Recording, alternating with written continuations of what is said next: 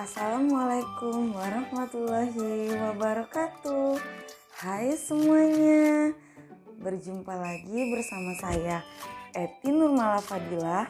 Nah, pada kali ini kita akan mempelajari materi tentang hereditas Mendel.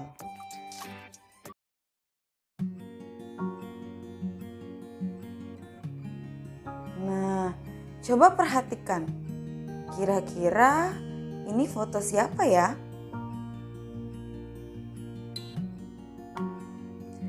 Nah, nama bapak ini adalah Gregor Mendel. Beliau dikenal sebagai bapak genetika. Pada tahun 1865, beliau menulis makalah yang berjudul Experiment in Plant Hybridization mengenai persilangan tanaman. Mendel memiliki hipotesis yang dikenal sebagai hukum segregasi dan hukum perpaduan bebas.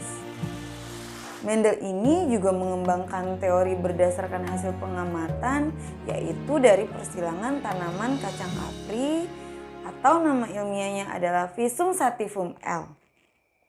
Nah, Ananda semua, ada yang tahu nggak nih mengapa Bapak Mendel ini memilih persilangan ini dilakukan pada tanaman kapri atau ercis? Karena tanaman kapri atau ercis ini melakukan penyerbukan sendiri dan memiliki 7 sifat yang kontras. Nah, berikut ini adalah hasil dari persilangan Mendel, yaitu 7 sifat pada tanaman kapri atau ercis.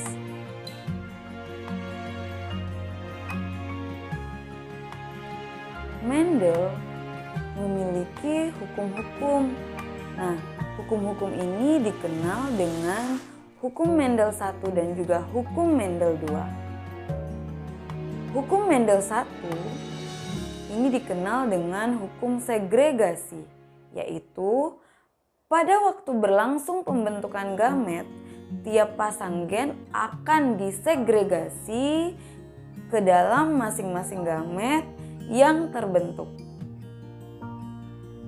Selanjutnya, hukum Mendel kedua yang dikenal dengan hukum pemilihan bebas yang berbunyi segregasi suatu pasangan gen tidak bergantung kepada segregasi pasangan gen lainnya. Sehingga di dalam gamet-gamet yang terbentuk akan terjadi pemilihan kombinasi gen-gen secara bebas.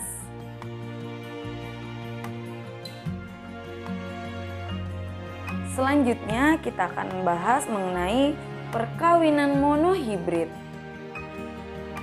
Warna normal bunga ungu disebabkan karena ia memiliki gen dominan P besar yang menunjukkan pigmen melanin.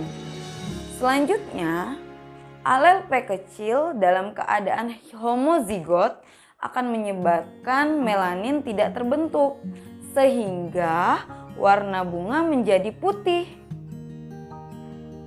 Contohnya, kita akan melakukan persilangan antara ercis jantan berwarna putih dengan ercis betina berwarna ungu, menghasilkan keturunan pada F1 yang semuanya berwarna ungu. Hal ini berkaitan dengan hukum segregasi pertama.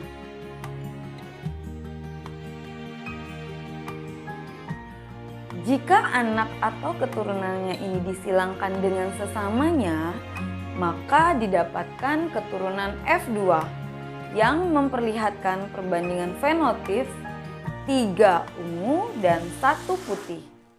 Selanjutnya akan muncul perbandingan genotipnya adalah 1 P besar P besar, 2 P besar P kecil, dan 1 P kecil P kecil.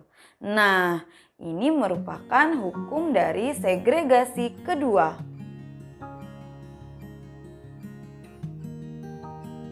Contoh kedua, yaitu dari perkawinan monohibrid ini kita bisa lakukan persilangan pada tanaman yang tinggi dengan tanaman yang pendek. yaitu memiliki genotip tinggi itu D besar dan pendek itu D kecil. Nanti akan menghasilkan gamet untuk yang tinggi tadi D besar dan yang pendek tadi D kecil. Kemudian menghasilkan F1-nya yaitu tinggi heterozigot dilambangkan dengan genotip D besar D kecil. Selanjutnya nanti akan dilakukan persilangan sesamanya. Selanjutnya akan menghasilkan F2. Perhatikan tabel berikut ini. Nah, berdasarkan tabel itu tadi akan menghasilkan perbandingan fenotipnya yaitu 3 tinggi dan 1 pendek. Nah, untuk perbandingan genotipnya yaitu 1 D besar, 2 D besar D kecil, dan 1 D kecil.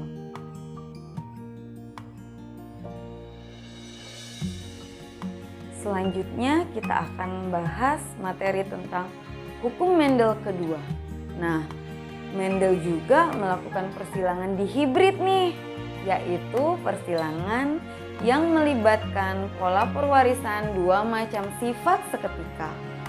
Contohnya yaitu persilangan pada galur murni kedelai berbiji kuning halus dengan galur murni berbiji hijau keriput. Hasilnya berupa tanaman kedelai generasi F1 berbiji kuning halus. Jika dibiarkan penyerbukan sendiri diperoleh F2-nya masing-masing berbiji kuning halus, kuning keriput, hijau halus, dan hijau keriput dengan perbandingan 9:3, banding 3, dan banding 1. Dihibrid merupakan persilangan 2 individu F1 yang mempunyai sifat beda lebih dari 1. Misalnya bisa kita lihat seperti warna dan bentuk. Nah, contohnya R besar yaitu gen untuk biji bulat. R kecil itu gen untuk biji keriput. Y besar gen untuk biji kuning dan Y kecil gen untuk biji hijau. Jadi bentuk bulat dan berwarna kuning adalah dominan. Fenotip F2 memiliki perbandingan yaitu 9:3, banding 3, banding 1. Akibatnya segregasi gen R besar dan Y besar secara independen. Nah, ini dikenal sebagai hukum pemilihan bebas atau hukum Mendel II yang berbunyi segregasi suatu pasangan gen tidak bergantung kepada segregasi pasangan gen lainnya. Sehingga di dalam gamet-gamet yang terbentuk akan terjadi pemilihan kombinasi gen-gen secara bebas. Nah, demikian penjelasan dari saya tentang hereditas Mendel. Nah, Ananda semua silakan pelajari materi berikutnya yaitu tentang hereditas pada manusia. Cukup sekian ya penjelasan dari saya. Terima kasih. Wassalamualaikum warahmatullahi wabarakatuh.